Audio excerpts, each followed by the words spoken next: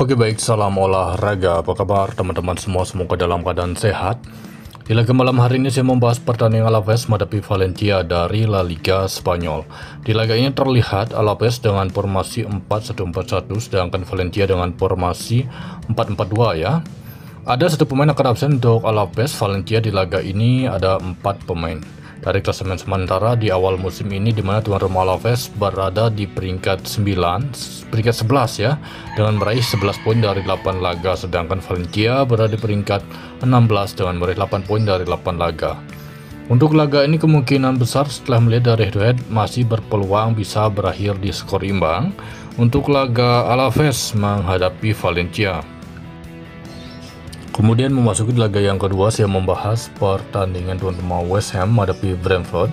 Terlihat di laga ini West Ham dengan formasi 4-2-3-1, Brentford dengan formasi 5-3-2. Terlihat di laga ini sama-sama memiliki dua pemain mereka yang akan absen dari klasemen sementara dari lanjutan Liga Premier Inggris, di mana tuan rumah West Ham berada di peringkat 19 dengan meraih 4 poin dari 7 laga, sedangkan Brentford 7 poin dari 7 laga. Untuk laga ini terlihat nampaknya cenderung di Brentford ya. Kemudian memasuki laga yang ketiga, saya membahas pertandingan Cremonense menghadapi Udinese. Terlihat di laga ini Cremonense dengan formasi 3-5-2, sedangkan Udinese dengan formasi 3-5-2, formasi yang sama ya. Dimana tuan rumah Cremonense ini ada 3 pemain mereka akan absen, termasuk Emil Audero ya. Sedangkan dari tim tamu Udinese ada 1 pemain. Terlihat dari laga terakhir Cremonense menang kekalahan 4-1 sama menghadapi Inter, sedangkan Cagliari dan Udinese imbang ya laga terakhir mereka. Kemungkinan besar di laga ini walaupun bermain tandang, Udinese menjadi tim yang diunggulkan untuk bisa meraih kemenangan. Kemungkinan skor bisa berakhir di skor 2-1 untuk kemenangan tim tamu Udinese. Kemudian dari La Liga 2 Spanyol, saya membahas pertandingan Sadis menghadapi Burgos.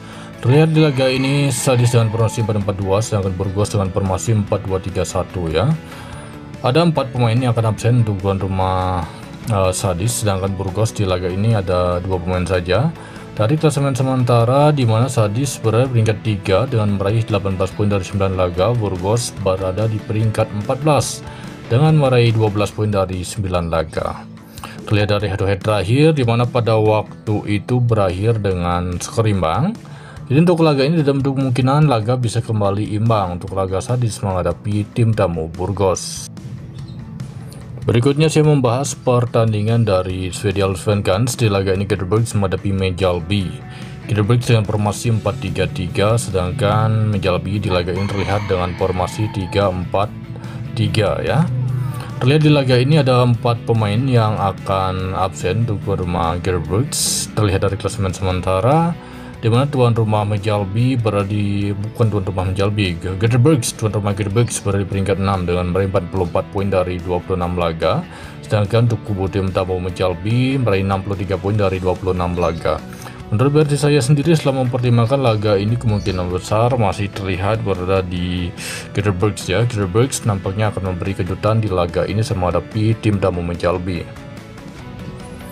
Oke, next selanjutnya saya membahas pertandingan Kironski menghadapi Fredericia ya, dari Liga Denmark Superliga. Terlihat di laga ini Kironski dengan formasi 3-4-3, sedangkan Fredericia dengan formasi 4-2-3-1.